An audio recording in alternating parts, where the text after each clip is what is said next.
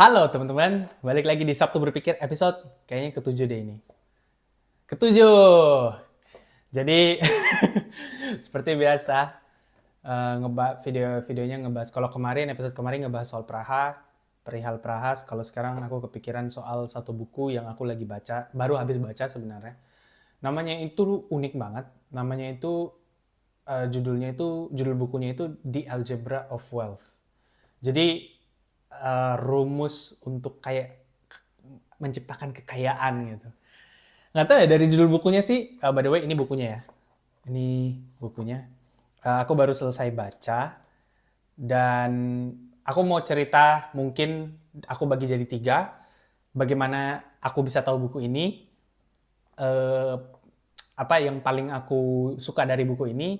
Sama yang terakhir mungkin ini kali apa summary dari rekomendasi gitu kayak penilaian gitulah buku ini dari skala gini-gini itu masuk di angka berapa. Oke, mulai. Jadi backgroundnya teman-teman gimana bisa aku dapat buku ini. Sebenarnya orang ini kayaknya lagi booming juga sih, sebenarnya lagi terkenal banget, namanya Scott Galloway. Scott Galloway ini dia itu profesor di NYU. NYU itu New York University kalau nggak salah ya, Professor of Marketing di NYU. Dan dia itu tuh aku nggak tahu, kayaknya dia juga udah terkenal dari dulu tapi aku baru tahu. Dan tiba-tiba aku cukup sering nonton TED Talk, nggak cukup sering sih, ya beberapa lah, sesekali tuh lewat gitu kan di home aku. Nah tiba-tiba muncul si TED Talknya si profesor ini. Terus aku nonton, tiba-tiba ada kayak light bulb moment gitu. Light bulb moment nih apa? Tiba-tiba kayak ada teng gitu, kayak ada lampu yang menyala gitu, kayak oh ini perspektifnya unik juga ya gitu, bahwa pokoknya inti TED Talk-nya itu dia kayak mengkritik sistem-sistem yang terutama dari sistem-sistem ekonomi yang diimplementasiin sekarang gitu, terutama sih di US ya, data-data sampel semua dari US gitu dia ambilnya. Dia nunjukin banyak gitu grafik-grafik gitu kenapa suicide rate semakin tinggi di anak-anak segala macam. Pokoknya banyak deh, kalian bisa tonton. Semoga aku bisa nemuin ininya ya, apanya, link ke TED Talk-nya nanti aku taruh di deskripsi. Nah, pokoknya long story short, by the way, spoiler, ini akan ada spoiler juga dalam bukunya. Jadi, kalau misalnya mau nonton lanjut, bisa stop di sini. Sebenarnya TED Talk-nya itu adalah versi simple dari buku ini. Jadi kalau misalnya teman-teman nggak ingin baca bukunya, teman-teman bisa nonton TED Talk-nya. Karena itu udah banyak sih insight-nya di situ. Ini lebih detail aja gitu. Menurut dia, rekomendasinya dia untuk in this economy gitu, anjay. Itu tuh bagusnya gimana. Nah, buku ini itu tuh ngejelasin rumus menurut dia untuk mendapatkan wealth di zaman sekarang tuh kayak gimana. Nah, eh, itu backgroundnya ya kenapa aku bisa tahu buku ini gitu. Akhirnya aku langsung beli. By the way, Scott Galloway ini ternyata udah bikin buku-buku sebelumnya gitu yang lumayan menarik juga. Ada satu buku lagi namanya The Algebra of Happiness kalau nggak salah. Jadi kayak rumus untuk happiness tuh gimana gitu kan. Menarik sih judul ininya. Cuman aku baru baca yang ini dari dia, The Algebra of Wealth, Simple Formula of Financial Security. Jadi intinya backgroundnya kayak gitu. Aku bisa tahu buku ini dari mana. Nah kita masuk ke apa yang aku dapetin dari buku ini dan chapter mana yang paling menarik. Di buku ini itu tuh dia tulisannya kan gini, The Algebra of Wealth, a simple formula for financial security kan. Formulanya sih simple kalau dibaca ya, tapi buset breakdown dari formulanya tuh kompleks. Aku kayak sampai perlu baca berkali-kali. Terus aku pas apa sambil pakai pensil gitu nulis-nulis gitu kayak, aduh ini bener nggak ya, maksudnya yang dia maksud tuh ini, aku sampai Google gitu kan translate ini maksudnya bener nggak ya ini gitu kan. Nah terus akhirnya it took me like a week and a half to finish, kayak bener-bener oh ini yang dia maksud gitu, baru kayak 1,5 minggu gitu. Nah jadinya memang kalau ya tadi kayak aku bilang ya, TED Talk-nya itu versi simpelnya, tapi kalau teman-teman mau versi yang kayak lebih breakdown, lebih detailnya, itu di beli buku ini sih bagus banget menurut aku. Rumusnya tuh ini. fokus plus stoicism times time, waktu, times diversification. Nah, aku nggak mau bahas yang lainnya, tapi aku mau bahas satu elemen dari rumusnya ini, which is yang diversification. Ini menurut aku yang chapter paling menarik dan chapter yang paling banyak dari buku ini. Itu chapter diversification-nya. Nah, kalau fokus ya kita tahu lah ya, kita sering banyak baca, kita sering dengar ya fokus itu dibutuhkan dan ya kita sekarang banyak ya ke stall gitu fokusnya, kita banyak ke distract segala macam. Jadi fokus dibutuhkan. Stoicism kita udah sering dengar kan kayak stoic, oh being stoic gitu. Terus time ya kita butuh waktu gitu kan untuk build kekayaan. Nah, yang diversification ini yang butuh aku berhari-hari sendiri untuk bisa ngerti gitu maksudnya apa. Banyak banget term-term baru yang aku nggak tahu gitu. Nah, terus akhirnya aku baca satu page 10 menit, ngerti maksudnya apa ya gitu. Terus akhirnya mulai paham gitu yang di diversification yang apa yang mau dia sampaikan itu apa. By the way, ini chapter paling menarik menurut aku di buku ini, di diversification. Ya intinya sih diversify kita punya investment gitu kali ya. Jadi, oh by the way ini aku hanya sharing opini aja ya. Ya, maksudnya kayak sharing apa maksudnya kayak diversifikasi investasi kita gitu. Jadi kalau orang-orang dulu bilangnya don't put your eggs in one basket gitu kan. Nah, menurut si Profesor Scott Galloway, kalau misalnya kamu mau jadi day trader, jadi yang kayak beneran ngelihat chart setiap hari, kamu bisa tuh kayak fokus di just one thing gitu mungkin kali. Tapi kalau misalnya ya like most of us itu kan kita punya pekerjaan yang lain gitu atau fokus ke hal yang lain. Jadi sebenarnya sih lebih bagus untuk diversify kata dia gitu. Jadi aku ya karena dia profesor ya, jadi aku ikut aja gitu kayak oh berarti diversification nih penting nih gitu kan. Iya sih, jadi jangan taruh di misalnya kita taruh di apa beli saham gitu kan misalnya atau kayak beli Bitcoin gitu. Jangan beli Bitcoin aja, jangan semuanya beli Bitcoin, tapi ada juga yang beli di S&P 500 gitu misalnya, atau beli di reksadana gitu misalnya gitu kan. Jadi ya didiversifikasi sesuai dengan tujuannya, karena dia banyak banget cerita pengalaman di mana dia tidak diversify di awal gitu.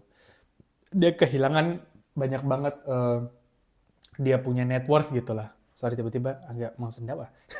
Ya kayak gitu, dia kayak kehilangan banyak net worth-nya gitu karena dia tidak diversify in the beginning.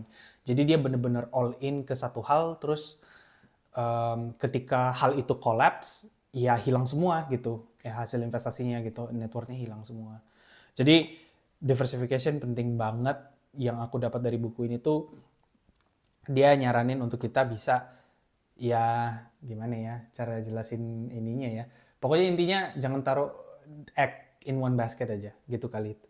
Tapi di kalau lebih detailnya lagi gimana gitu ya, dia ngejelasin jenis-jenis investasinya kayak bonds apa segala macam detail gitu dan bagaimana apa bagaimana dia punya karakteristik lah dari aset investasi kayak yang kita tahu juga ya stock high risk terus bond medium apa mutual funds atau market money market itu di bawah-bawah. Nah, yang yang lucu banget dari ini itu tuh dia ngebahas musuh utama dari investment di diversification ini yaitu tax.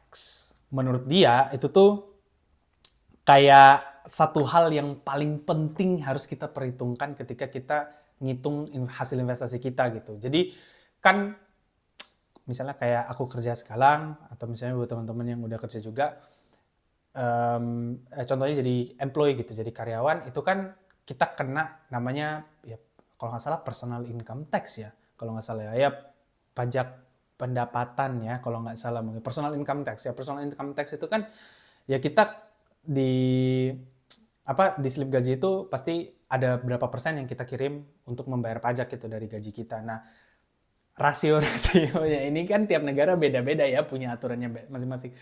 Jerman itu sendiri 40% di personal income apa untuk tax kita sebagai pegawai gitu ada yang masuk ke social security, ada yang masuk ke Aduh, ada yang masuk ke pension, ada yang masuk ke pokoknya banyak deh, health insurance segala macam itu pokoknya di semuanya itu tax-nya sekitar 40-an persen. Tergantung dari banyak gajinya sebenarnya. Semakin tinggi gaji kita, semakin banyak yang kita kontribut juga gitu. Atau semakin semakin mahal kita bayar pajaknya. Persenannya itu makin gede gitu. Seiring meningkatnya eh, gaji kita gitu.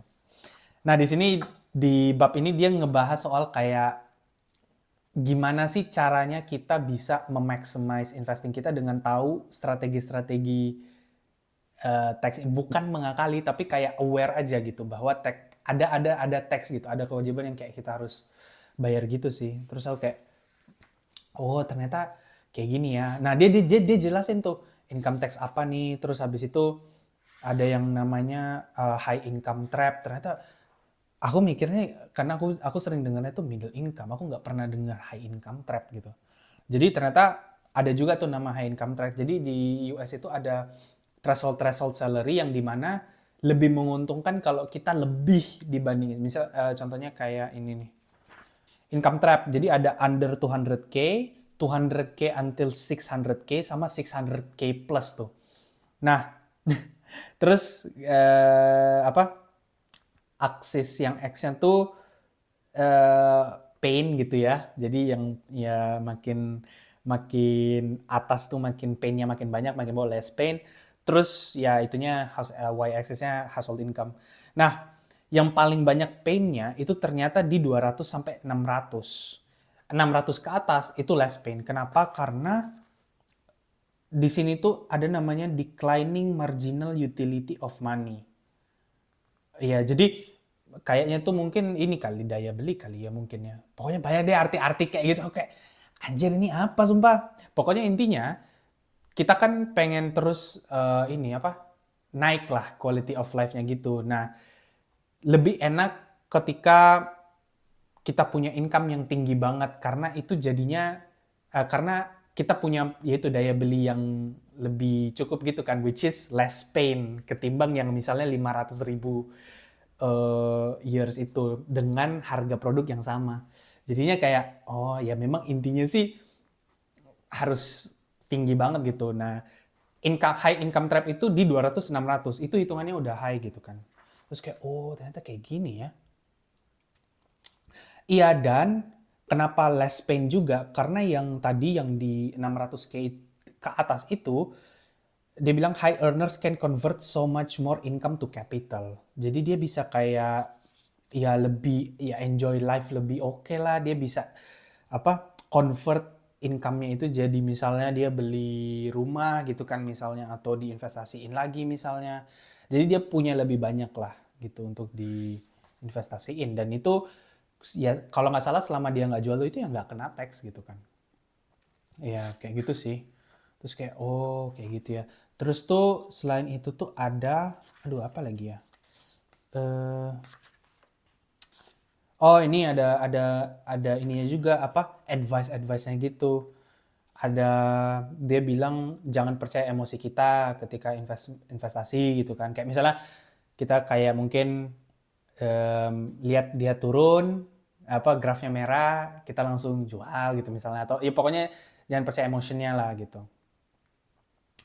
Jadi pokoknya masalah kayak jual beli terus habis itu di sini dia bilang don't day trade gitu, jangan day trade. Day trade itu yang kayak tiap hari ngeliat screen and then do this that. Jadi ya yang ketiga itu move. Aku lupa nih kalau yang move.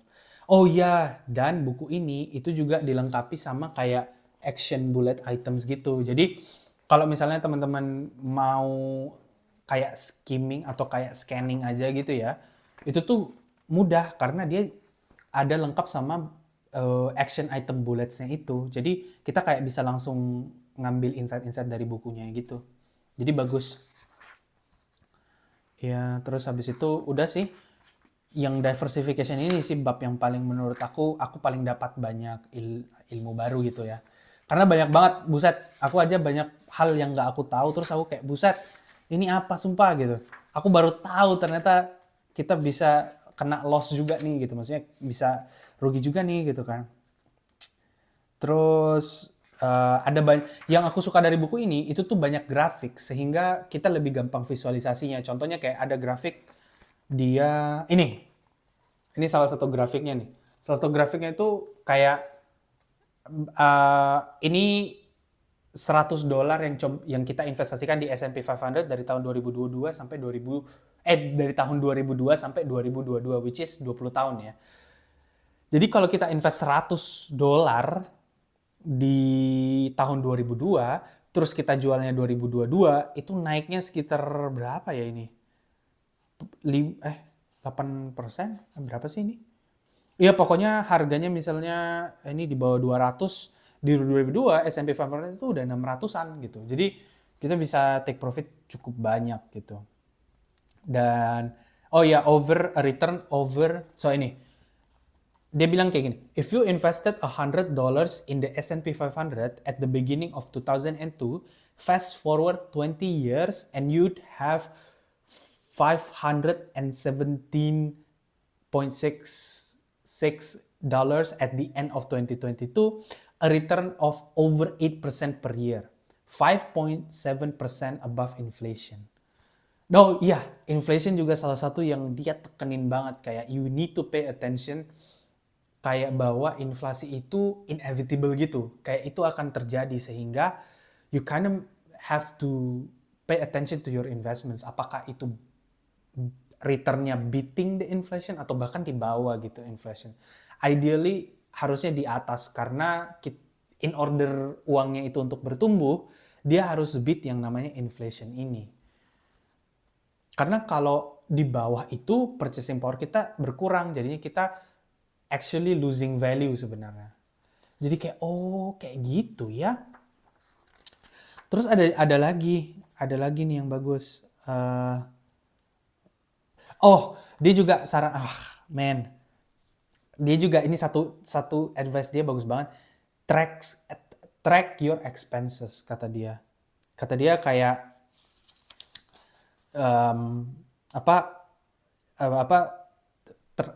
ini misalnya kayak kita kan udah ada app banyak ya, Brimo segala macam. Tapi menurut dia Brimo apa segala macam itu kan yang ngerekam transaksi itu sebenarnya bukan tracking. Itu sebenarnya kayak just ignoring your spending. Ini dia tulis ini. If it's just an app that collects a bunch of numbers you never look at, that's not tracking your spending. That's ignoring it, kata dia. Terus aku, bener juga ya gitu. Terus ya dia banyak studi predicted versus reported spending. Jadi sebenarnya kita tuh selalu kayak nge-cap gitu kan. Oke, spending saya segini, tapi actualnya pasti selalu lebih. Itu karena kita nggak pernah nge-track menurut si Scott Galloway. Terus habis itu apa lagi ya? Diversification, goals. Ya pokoknya tips-tips lah gimana caranya buat ini.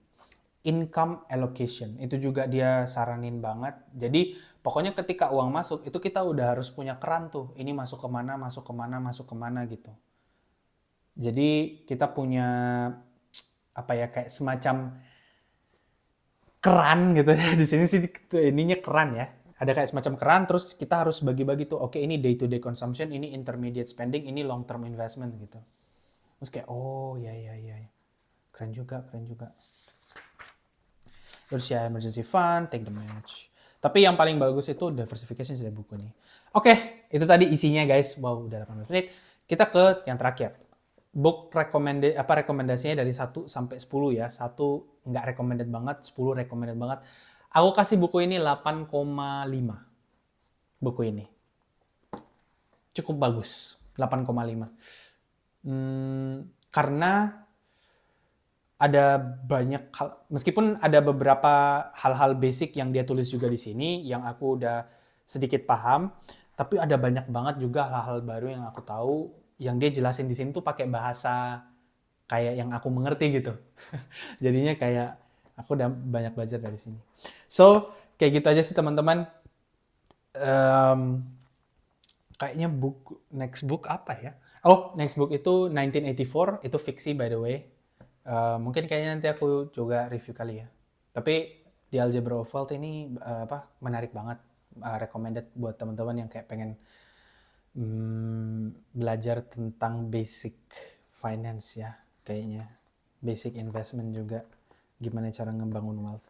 Jadi segitu aja teman-teman. Sampai jumpa di episode selanjutnya. Satu berpikir, dimana aku coba ngasih tahu teman-teman aku kepikiran apa soal Sabtu dan seminggu ke belakang. Bye-bye!